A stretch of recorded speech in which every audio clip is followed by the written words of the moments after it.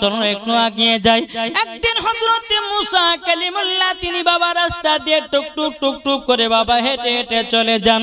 বেরাদার একজন পাগল বাবাজি মুসা কালিমুল্লাহকে বলতে, জগ মুসা নবী আপনি এখন কোথায় যাবেন? মুসা কালিমুল্লাহ বলতেছে, বলে হে পাগল, আমি তো এখন তুর পাহাড়ে যাব আল্লাহর সঙ্গে কথা বলার জন্য, আমি আল্লাহর সঙ্গে কথা বলার জন্য যাব। এই পাগলটা বলতেছে, বলো গো মুসা নবী আপনি দেখছেন না আমি আল্লাহর ইবাদত করে করে করে আমি যে জায়গাটা সেজদা মেরেছি ওই জায়গাটা সেজদা দিয়ে দিয়ে গত হয়ে গেছে। জোরে বলুন না সুবহানাল্লাহ।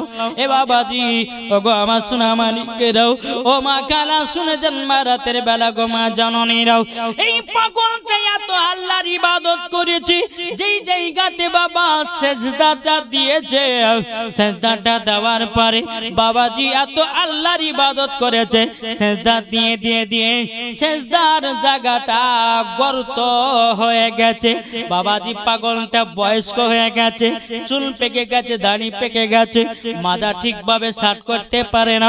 ওই পাগলটা বলছো, গো মুসা কালিমুল্লাহ আপনি তো যাবেন খোদার সঙ্গে তোর পারে কথা বলার জন্য, আপনার কাছে একটাই আবেদন করব। বলে কি আবেদন? কি আবেদন? বলে আমি যে এত বছর ধরে নামাজ পড়লাম, আল্লাহকে জিজ্ঞাসা করিবেন আমার নামাজ কবুল হয়েছে না হয়নি। মুসা কালিমুল্লাহ তিনি বাবা এক পা দুপা করে টুকটুক টুকটুক করে এগিয়ে যায়। যেতে যেতে যেতে বাবা তোর পাহাড়ে মুসা কালিমুল্লাহ গেলেন। আল্লাহ পাক আল্লাহ তাআলা তিনার সঙ্গে কথা বললেন। কথা বলার পরে মুসা কালিমুল্লাহ বলছো, গো রব্বুল আলামিন আমি যে রাস্তা দিয়ে হেঁটে হেঁটে আসছিলাম, একজন পাগল এত ইবাদত করেছে, তার মাথা চুল পেকে গেছে, তার দাড়ি পেকে গেছে, এমন জায়গাতে সেজদা দিয়ে দিয়ে দিয়ে সেজদার জায়গাটাকে গর্ত করে দিয়েছে। ওগো আল্লাহ ওই পাগলের নামাজ কবুল হয়েছে না হয়নি? আল্লাহ পাক আল্লাহ তাআলা বলছে, ওগো মুসা কালিমুল্লাহ ওই পাগলটাকে জানিয়ে দাও তার ইবাদত কবুল হয় না, একটাও সেজদা কবুল হয় না। বাবাজি সোনা মানিক, তাইলে বাবাজি বোঝা গেল, আসুন এই পাগল বাবাজি এত আল্লাহর ইবাদত করে করে বাবা সেজদার জায়গাটাকে গর্ত করে দিয়েছে। তবে আল্লাহ পাক বলছে, এ মুসা কালিমুল্লাহ তাকে বলে দাও কি যে তোমার একটাও সেজদা আল্লাহ দরবারে কবুল হয়নি। আচ্ছা বলুন তো, আমরা যদি নামাজ পড়ে পড়ে যদি কোনো মৌলবি যদি বলে তোমার নামাজ হয়নি, তাহলে নামাজ পড়তে ইচ্ছা করবে? জি নামাজ পড়তে আর ভালো লাগবে কি? লাগবে না।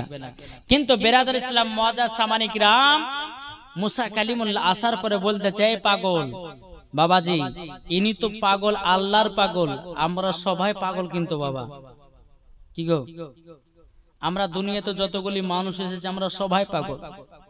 কেউ বাবাজি টাকার পাগল, কেউ বাবা নামাজের পাগল, কেউ বাবা কোরআনের পাগল, কেউ বাবা নবীর পাগল, কেউ রাস্তার পাগল, ঠিক না?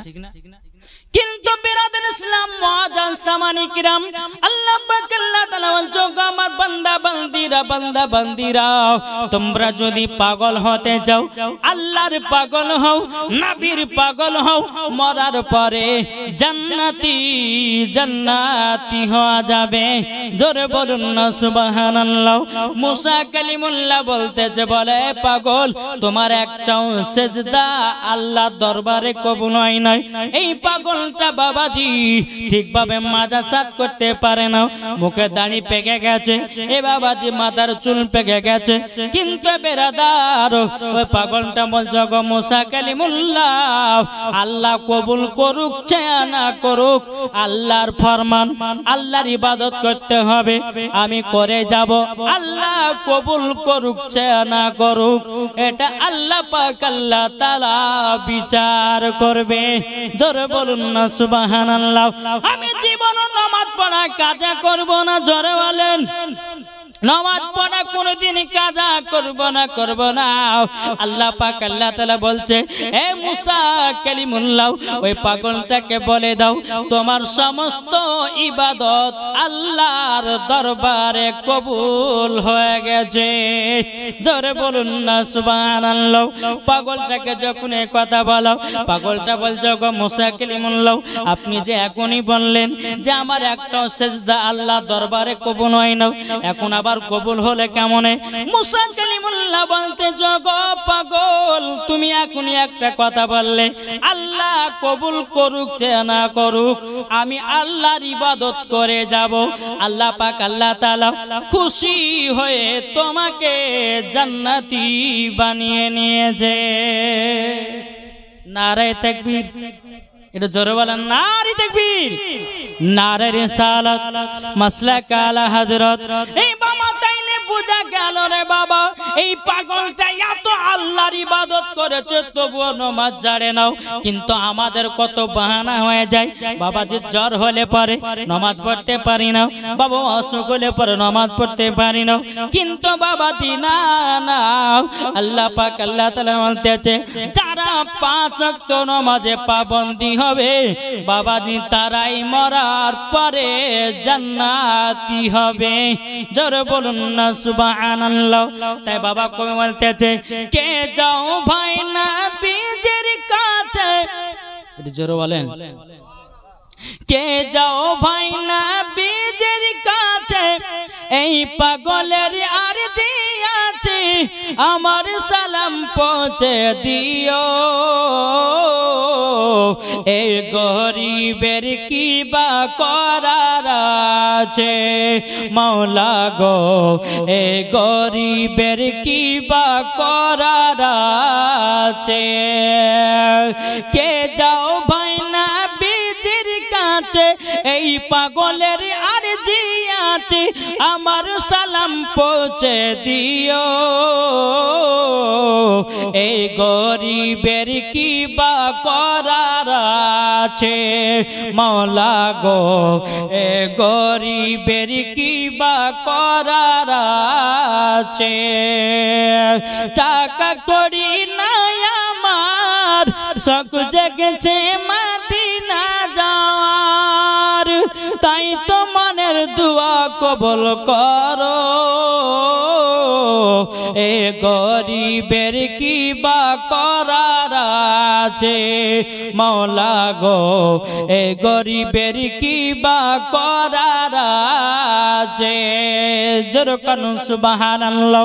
এ বাবাজি আপনাদেরকে বলতে চাই, যদি নবীর দিদার পেতে চান, এসে নামাজ পড়ে পর বলবেন নবী রওজা শরীফ, জোরে বলেন নবী রওজা শরীফ দেখি মন ভরে না, দিদার দাও গো শাহে মদিনা, দিদার দাও গো শাহে মদিনা। যখন এই দোয়াটা করবেন আল্লাহ পাক আল্লাহ তাআলা আপনাকে একদিন মদিনা রওজা মুবারক দেখিয়ে দিবে। জোরে বলে আসুন বাবাজি, কুরবানি দেওয়ার আগে নবীকে চিনবো, কুরবানি দেওয়ার আগে নামাজকে চিনবো, কুরবানি দেওয়ার আগে যাকাতকে চিনবো, কুরবানি দেওয়ার আগে আমরা সঠিক পথে চলবো। জোরে বলেন সুবহানাল্লাহ। আমরা বাবাজি মুসলমান অনেকে ব্যক্তি আছি বাবাজি চিটারি টাকাতে কুরবানি করি না, অনেকে আমরা ব্যক্তি আছি বাবা সুদের টাকাতে কুরবানি করি, বাবাজি অনেকে ব্যক্তি আছে বাবা চিটারির টাকাতে বাবা আপনার কিনাও কুরবানি করি। আমরা অনেকে ব্যক্তি আছি বাবাজি মুসলমান বেধোকার টাকা দিয়ে আমরা কুরবানি করি, কিন্তু আল্লাহ পাক আল্লাহ তাআলা বলতেছে, ওগো আমার বান্দা বান্দিরা, তোমরা যখন আমার রাস্তাতে কুরবানি করবে একমাত্র হালালি টাকা দিয়ে কুরবানি করো, ওই কুরবানি আমার দরবারে কবুল হয়ে যাবে। জোরে বলুন না সুবহানাল্লাহ। বাবাজি চলুন এবার আপনাদের সম্মুখে আমি জীবনটা নিয়ে যাই, নাকি বলছেন? আজ বেশিক্ষণ করব না, ওই হয়তো আধা ঘন্টা 1 ঘন্টা বলে ইনশাআল্লাহ ছেড়ে দেব। চলুন, হযরত ইব্রাহিম খলিলুল্লাহ তিনার জামানাতে বাবাজি বাদশা এসেছিল, বাদশা নমরুদ। কে এসেছিল?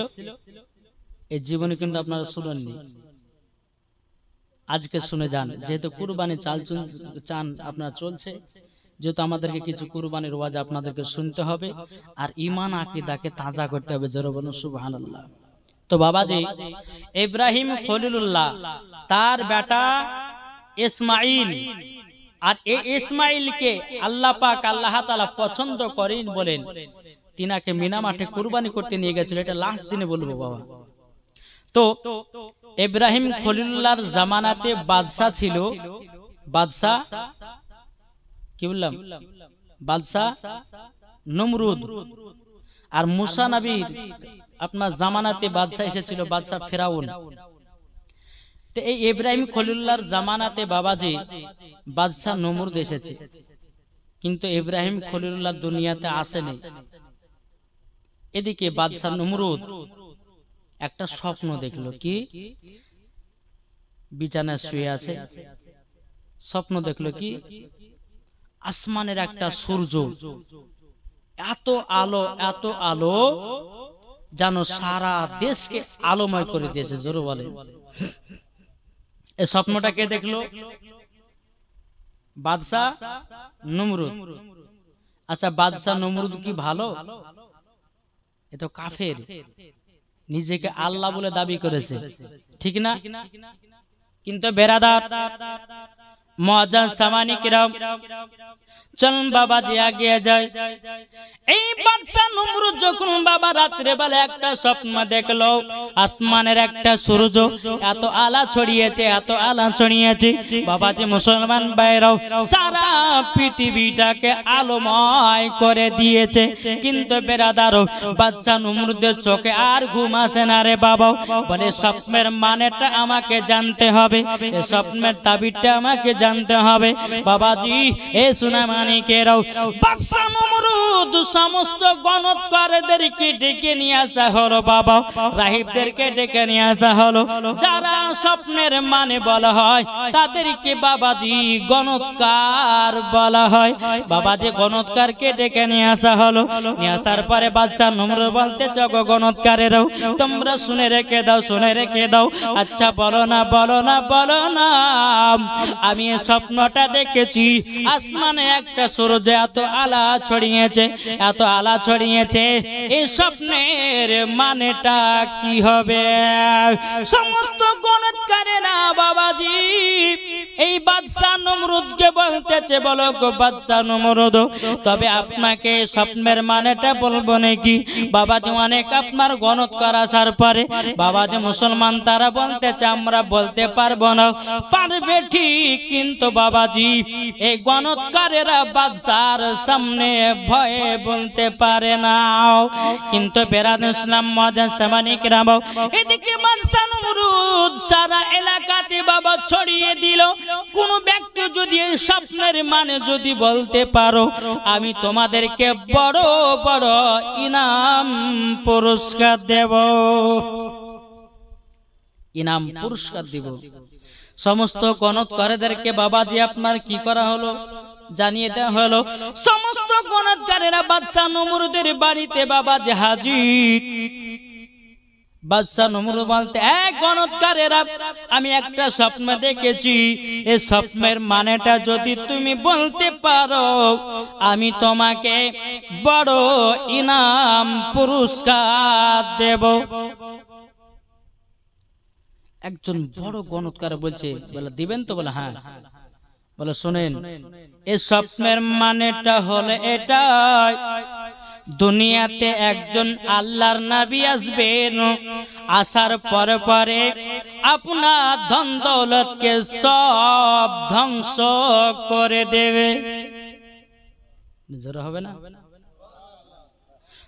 এই বাদশা নমরুদ বাবাজি বলতেছে, বলে কি? বলে হ্যাঁ, এটাই স্বপ্নের মানে। বলে দুনিয়াতে এমন একজন আল্লাহর নবী আসবেন, আসার পরে তোমার সমস্ত মাল দৌলত গুলোকে সব ধ্বংস করে দিবে, তোমার জমি জায়গা যা আছে সব ধ্বংস করে দিবে। যখন বাবাজি এই কথা বলার পরে বাদশা নমরুদের বাবা ভয় ঢুকে গেল, কবে আসবে কবে আসবে। কিন্তু বাবা গণৎকারে বলতে চোখ, বাদশা নমরুদ কবে আসবে আমরা বলতে পারবো না, বলতে পারবো না। ঠিক একদিন দুনিয়ার সরজমিনে আসবে। কিন্তু বাদশা নমরুদ বলল, গো গণৎকারেরা, ওই ছেলেটাকে আমরা দুনিয়াতে আসতে দিব না। কিন্তু বাবাজি আল্লাহ পাক আল্লাহ তাআলা যাকে দুনিয়াতে পাঠাবে বাবা, তাকে কেউ কি রক্ষা করতে পারে নাকি? পারবে? আল্লাহ যাকে দুনিয়াতে পাঠাবে যাবেই, কারোর মাধ্যম দিয়েও যাবে। গণৎকারেরা বলছে, আপনি কিভাবে মানা করবেন, কিভাবে আসতে দেবেন একটু বলুন তো। তো বাদশা নমরুদ বলছে যে, শুনেন, আমি আসতে দেব না এই কারণের জন্য, আমি এলাকাতে একটা আইন জারি করে দেব। বলে কি? বলে যে সমস্ত ছেলেদের বিবাহ শাদী হয়েছে তাদেরকে আলাদা আলাদা করে দেব, যেন তারা একই জায়গাতে একত্রিত না হতে পারে। আর স্বামী স্ত্রী যদি একই জায়গাতে একত্রিত না হয় তো সন্তান আসবে না, ছেলেটাও আসবে না। এ হচ্ছে বাদশা নমরুদের ছলনা বাবাজি। কিন্তু আল্লাহ পাক আল্লাহ তাআলা যার মাধ্যম দিয়ে পাঠাবে, আল্লাহ বলতেছে যার মাধ্যম দিয়ে পাঠাবো, দুনিয়ার এমন কোনো মানুষ নাই যে রক্ষা করতে পারে নাকি। বলছে যে কোনো স্বামী স্ত্রী যেন একই জায়গাতে একত্রিত না হয়।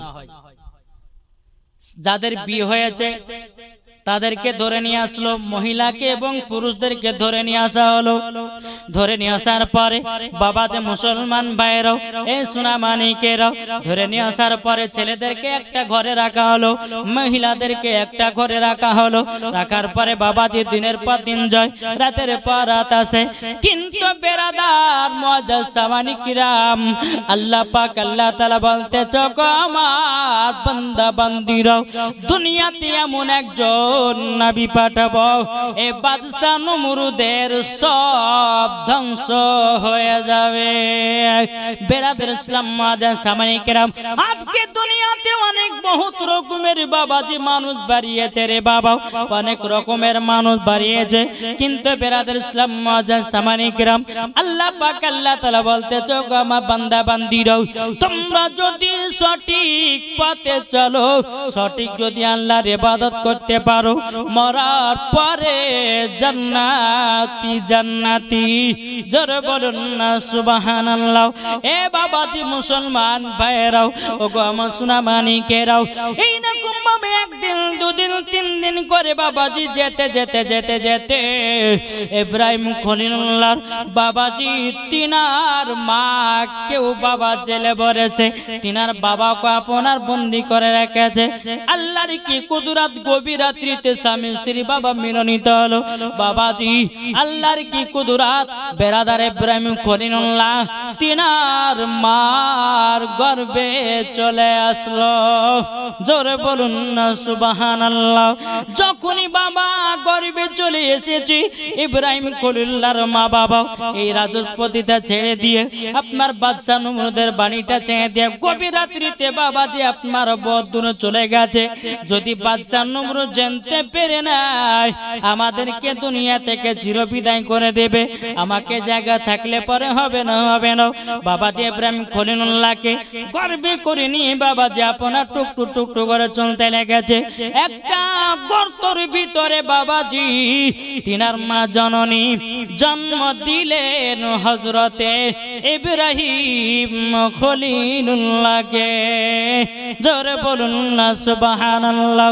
আল্লাহ পাক আল্লাহ তাআলা বলতেছে, বলে রে কাফেরের দলেরা, আমি যে নবীকে দুনিয়াতে পাঠাবো কোন কাফেরের দল তার ক্ষতি করতে পারবে না।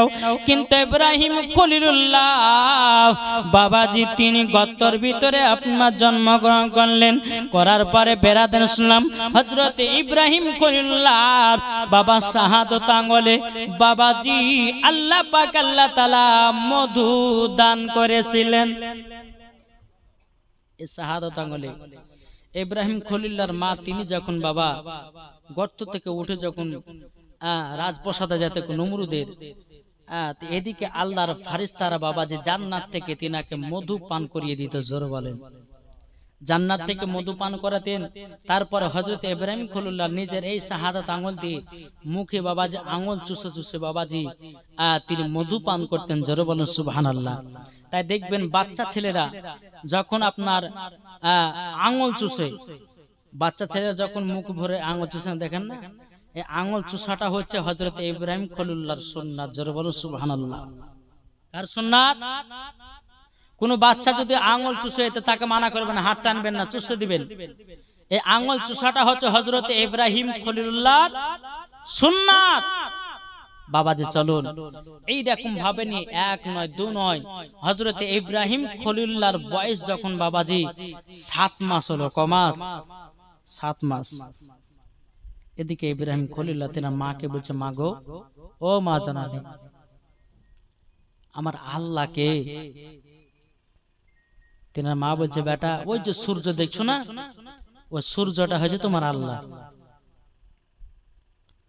ইব্রাহিম খলিলুল্লাহ মাত্র 7 মাসের বাচ্চা, বলছো গো মা জননী তুমি সূর্যটাকে আল্লাহ বলতেছো, কিন্তু গো মা সন্ধ্যা হলো তো ডুবে যায়, এই সূর্য আমার আল্লাহ হতে পারে না। জোরে বলুন না সুবহানাল্লাহ। আর একদিন বলতেছে, বলো গো মা আমার রবকে, আমার খোদাকে বলুন না। বলছে, বেটা ওই যে আসমানে তারা দেখেছো, ওই তারাটা হলো তোমার রব, এই তারাটা হলো তোমার স্রষ্টা, এই তারাটা হলো তোমার খোদা। ইব্রাহিম খলিলুল্লাহ তিনি বলছে, গো মা জননী, না না এটা আমার রব হতে পারে না। ও মা জননী আমার রবকে বলুন না, বলুন না। বেরাদার ইসলাম মুআজ্জাজ সামানিকরাও তিনার মা বলছে, বেটা ওই যে আসমানে চাঁদ উঠেছে, ওই চাঁদটা হলো তোমার রব। তিনার মাকে বলছে, মা গো রাত হলে পরে চাঁদ উঠে, দিনের বেলা চাঁদ দেখা যায় না কেন? এটা আমার রব হতে পারে না। যিনি চাঁদকে উঠায়, যিনি সূর্যকে উঠায়, যিনি তারাকে উঠায়, তিনি হবে রব। জোরে বলুন না সুবহানাল্লাহ। তিনি হবে রব। কিন্তু গায়েবী আওয়াজ দিয়ে আসতেছে। কি গায়েবী আওয়াজ আসলো? আল্লাহর তরফ থেকে গায়েবী আওয়াজ আসলো, ইব্রাহিম খলিলুল্লাহ তবে শোনো গো শোনো, তোমার চাঁদ আল্লাহ নয়, তোমার সূর্য আল্লাহ নয়, তোমার তারা আল্লাহ নয়, আল্লাহ হলাম আমি, আমি এক আল্লাহ, কুল হুয়াল্লাহু আহাদ, আল্লাহ হলো এক। জোরে বলুন না সুবহানাল্লাহ। বেরাদার ইসলাম মুআজ্জাজ সামানিকরাম, আমার ইব্রাহিম খলিলুল্লাহ তিনার মাকে বলছে, বলো গো মা জননী, আপনার তো মূর্তি পূজার সব ব্যবস্থা করতেছেন। হযরত ইব্রাহিম খলিলুল্লাহর আব্বার নাম ছিল বাবা আজর। কোন কিতাবের মধ্যে বলছে যে না তিনার আব্বার নাম আজর, আবার কোন কিতাবের মধ্যে বলছে তিনার চাচার নাম আজর ছিল। তো তিনার চাচা বাবা মূর্তির ব্যবস্থা করত। কিসের ব্যবস্থা? মূর্তি।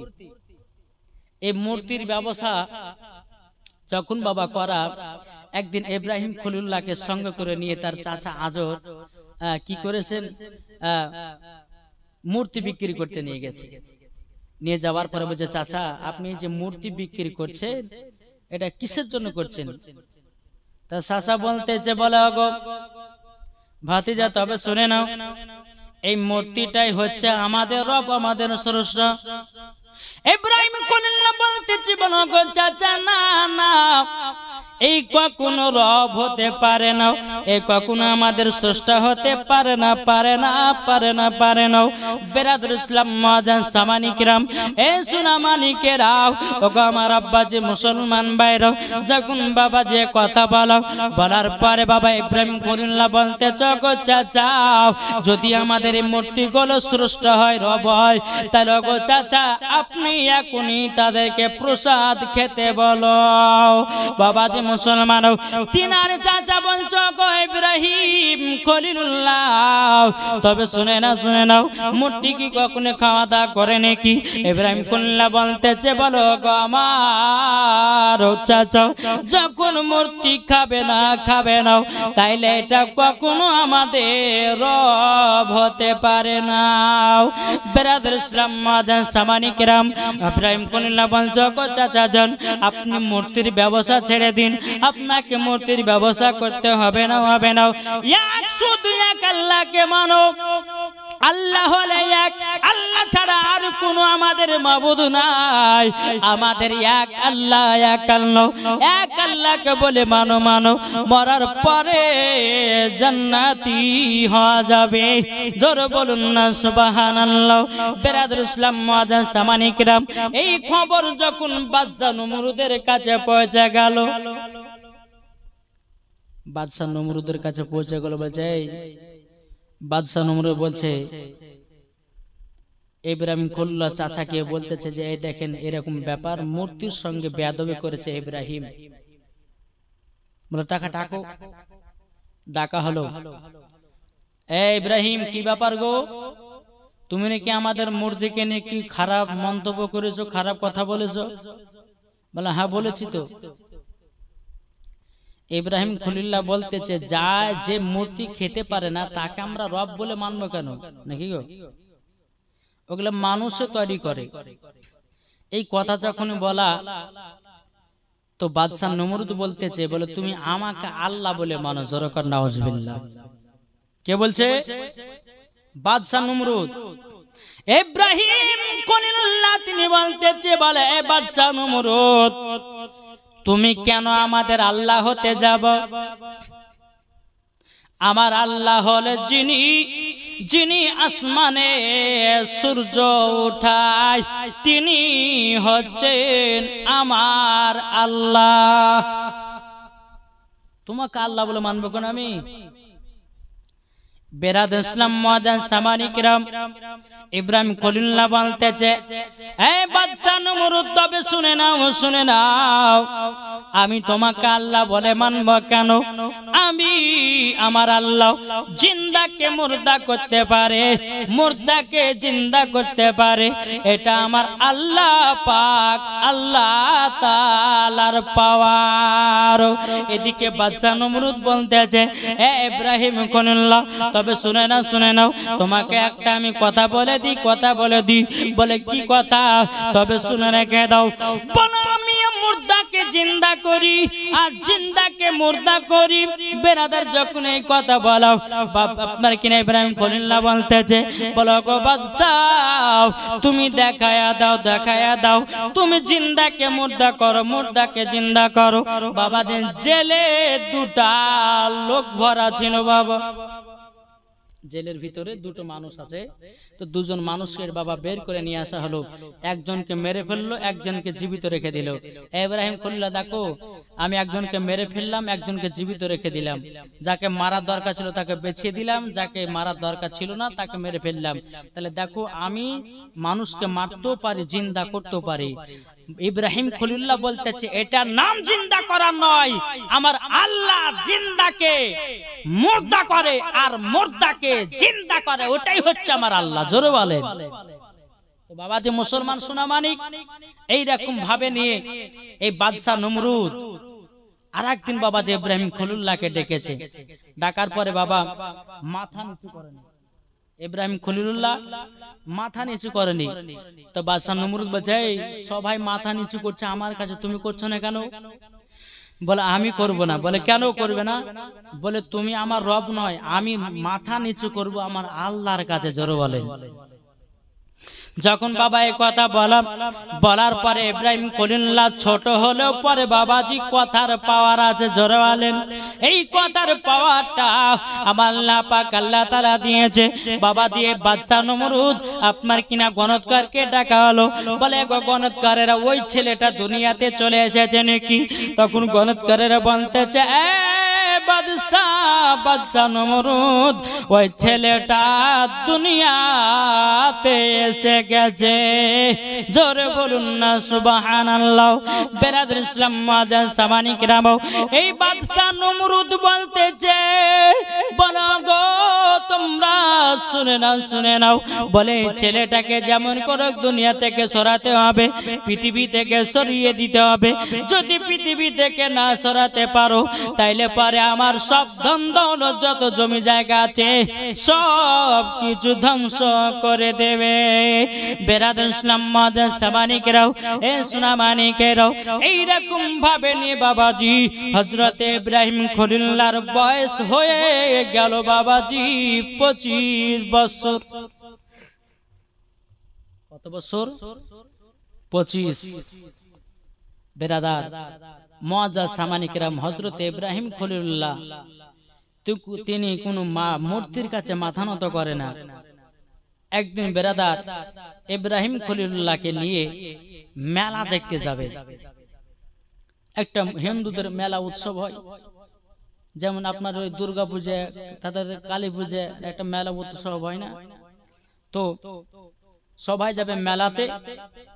আর কাবা শরীফের ভিতরে বাবাজি 360টা মূর্তি ভরা। কটা? 360টা মূর্তি। তো সবাই লোক বলছে এই ইব্রাহিম খলিলুল্লাহ চলো মেলাতে যাই। বলে আমি মেলা টেলা পছন্দ করি না, আমি যাবো না। ঠিক আছে, সবাই মেলা চলে গেছে, শুধু ইব্রাহিম খলিলুল্লাহ একটা কুলহাড়ি নিয়ে গেছে। কুলহাড়ি নিয়ে যাবার পরে বেরাদর ইসলাম মুআজ্জাজ সামানিকরাম কিছুটা থালাতে প্রসাদ নিয়েছে। প্রসাদ নেওয়ার পরে কাবার ভিতরে গেছে বাবা, 360টা মূর্তি আছে। খাবার গুলোকে নিয়ে যাওয়ার পরে বলছে এই মূর্তি খা। মূর্তিকে খেতে পারে? মূর্তি খেতে পারে না। কিন্তু বেরাদর ইসলাম মুআজ্জাজ সামানিকরাম যেটাই বাবা খাচ্ছে না, ইব্রাহিম খলিলুল্লাহ বাবা ওই কুলারি দিয়ে বাবা এমন করে আপনার চুরমার করে দিতেছে। একটা দুটো করে বাবা ভাঙতে ভাঙতে ভাঙতে বাবাজি যেটা সব থেকে বড় দেবতা বাবাজি মুসলমান, তার গলাতে কুলারিটা ঝুলাইয়া দিয়েছে। কুলারিটা যখন বাবা ঝুলাইয়া দিও, ইব্রাহিম খলিলুল্লাহ তিনি বাবাজি আপনার বাড়িতে চলে এসেছেন। বাড়িতে আসার পরে বেরাদার সমস্ত ব্যক্তিরা মেলা থেকে বাড়িতে এসেছে। আসার পরে দেখতেছে তাদের মূর্তিগুলো সব ভেঙে চুরমার করে দিয়েছে। কে ভাঙলো? বলে শুনে নাও, এই বিচার বাদশা নমরুদের কাছে পাঠানো হলো। বাদশা নমরুদকে বলো গো আমরা সবাই মেলাতে গেছিলাম, আর কাবার ভিতরে 360টা মূর্তি ছিল, কে জানো ভেঙে চুরমার করে দিয়েছে।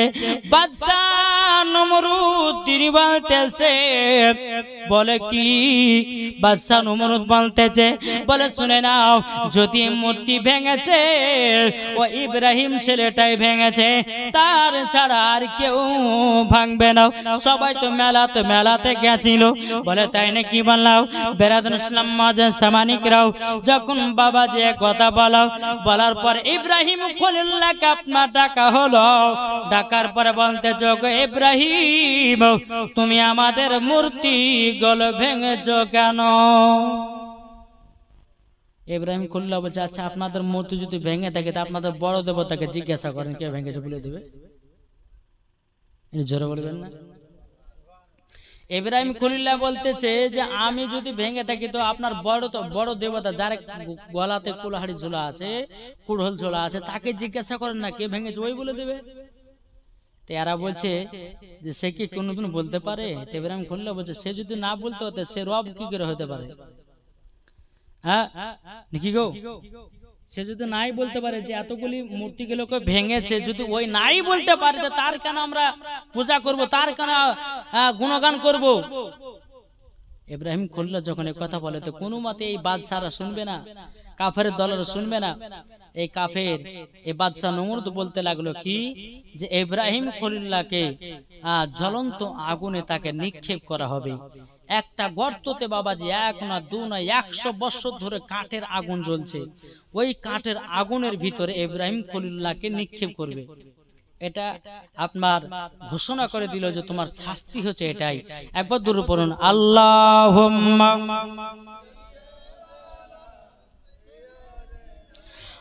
মাওলানা মুহাম্মদ ওয়ালা আলে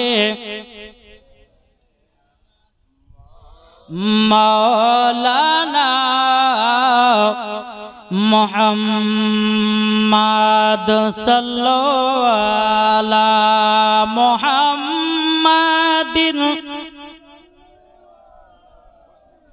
মুহাম্মদ হরদম জবান পাক নামে মুহাম্মদ যাদের দিলে আছে শুধু নবীজির নাম, একবার জোরে বলুন সুবহানাল্লাহ।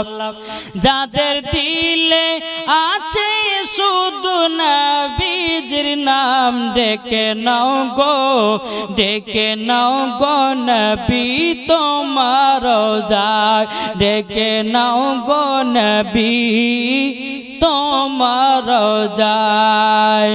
নিশিরাতে কাঁদি আমি, যাব আমি মদিনা শরীফ, জোরে বলেন। আর নিশিরাতে কাঁদি আমি, যাব আমি মদিনা শরীফ। নবীর প্রেমের ভালোবাসা পেলে সকলে, নবীর ভালোবাসা যদি পেল সকলে, যাবে তারা মদিনাতে কোরআন বলে। আল্লাহুম্মা সাল্লি আলা মাওলানা মুহাম্মদ আলা আলে